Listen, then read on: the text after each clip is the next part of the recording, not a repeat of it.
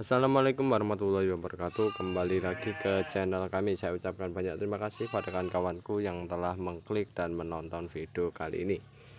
Dan pada kesempatan sore kali ini, kawan-kawan, saya akan membahas mengenai salah satu bahan yang sering dipergunakan dalam proses budidaya tanaman, yang dimana ini adalah bahan yang dapat bermanfaat bagi lahan kawan-kawan. Yang jelas memperolehnya mudah dan biayanya cukup murah, dan efeknya tidak hanya jangka pendek tapi jangka panjang juga berefek sangat luar biasa. Apa itu bahannya? Yaitu ini kan kawan, kotoran hewan ya. Jadi kan kawan, dalam kita beternak domba ya, semacam di sana. Nah, itu di bagian bawahnya kalau jumlahnya sudah cukup banyak ya kan kawan, jumlah kotoran dombanya itu sudah cukup banyak. Biasanya kami tumpuk di daerah semacam ini ya, di area luar ya kan kawan. Ya, alangkah lebih baiknya kan kawan, kalau misal punya ternak, mungkin bisa dikumpulkan di suatu tempat untuk dijadikan pupuk ya kan kawan, pupuk dalam proses budidaya tanaman. Apalagi tempatnya yang bagus adalah tempat yang tidak terkena air hujan. Nah, cukup ditumpuk, nanti lama-kelamaan mereka akan terdekomposisi dengan sendirinya. Kalau ingin lebih cepat, kawan-kawan bisa menggunakan mikroorganisme pembantu dalam proses dekomposisinya kan kawan. Semacam itu akan. Tapi kalau kami biasanya kita tumpuk jadikan satu, nanti di musim kemarau kita akan sebar atau kita akan pergunakan dalam proses budidaya tanaman. Ataupun nanti ketika kita butuhkan, kita ambil, kita pergunakan untuk budidaya tanaman. Nah, ini salah satu contoh pupuk ya, yang dimana kita perolahannya dari penumpukan dari kotoran domba kan kawan, semacam ini. Nah, ini contoh pupuk yang dimana ini bisa memperbaiki sifat fisik, kimia maupun biologi dari tanah itu sendiri. Yang jelas pastinya pupuk yang siap dipergunakan, cirinya adalah pupuk yang sudah memiliki perubahan warna. Warnanya hampir sama dengan warna tanah ya kan kawan, semacam itu. Warnanya coklat tua semacam ini kan kawan. Nah, lalu kan kawan ya, kalau untuk perlakuannya agar biar semacam ini kan bisa menggunakan mikroorganisme dalam proses dekomposisi. Tapi kalau kami biasanya tidak mempergunakan, cukup kita tumbuk ya kan kawan, nanti lama-kelamaan mereka akan berubah warna.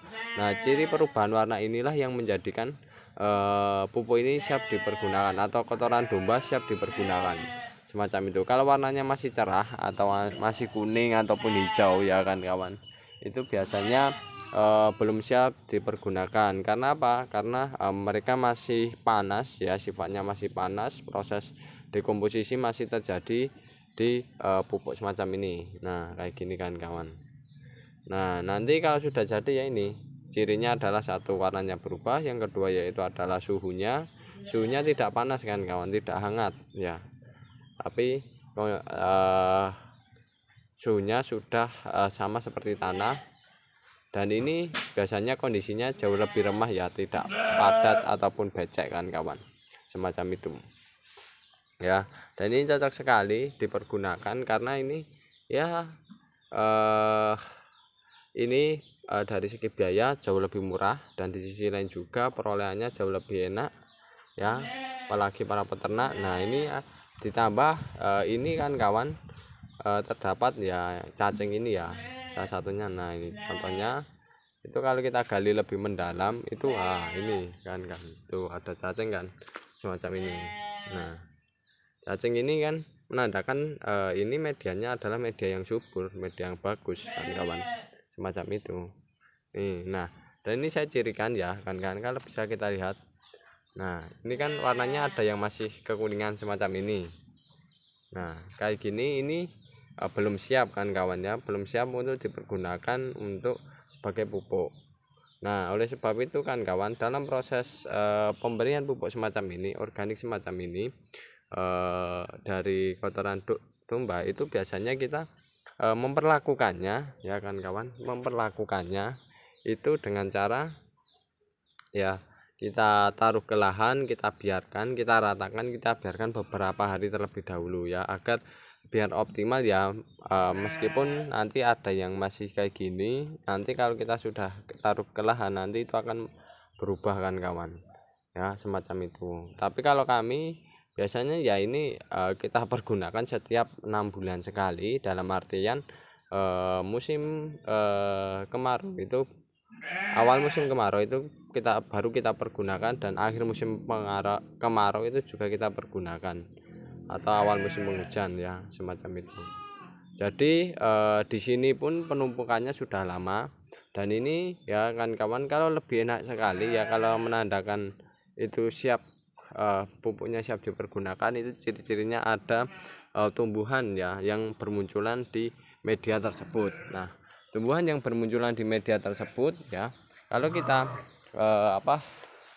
kalau kita lihat ya, ini menandakan kondisi media tanamnya dalam kondisi yang bagus kan kawan, kondisi siap dipergunakan. Ini menandakan bahwasannya media tanam layak untuk kita pergunakan.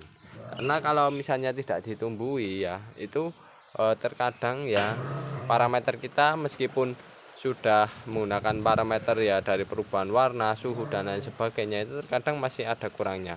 Akan tapi kalau sudah kita lihat tumbuh gulma-gulma semacam ini, menandakan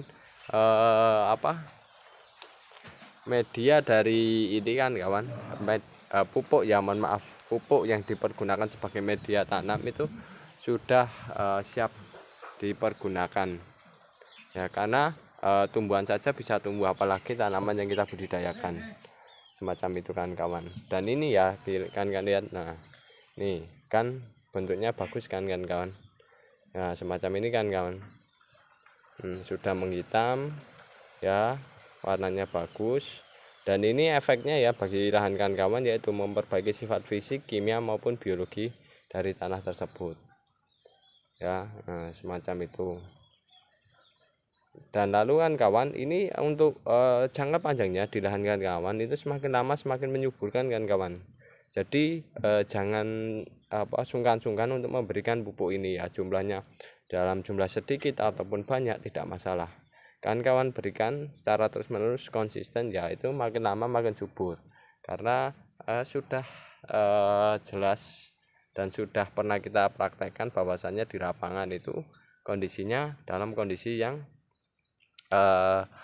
lahan kita itu semakin lama semakin subur ya. Terlihat dari hasil yang meningkat juga, lalu produktivitas lahan yang meningkat pula kan kawan, semacam itu. Dan itu pun hasilnya konsisten ya, bagusnya ya kan kawan, semacam itu.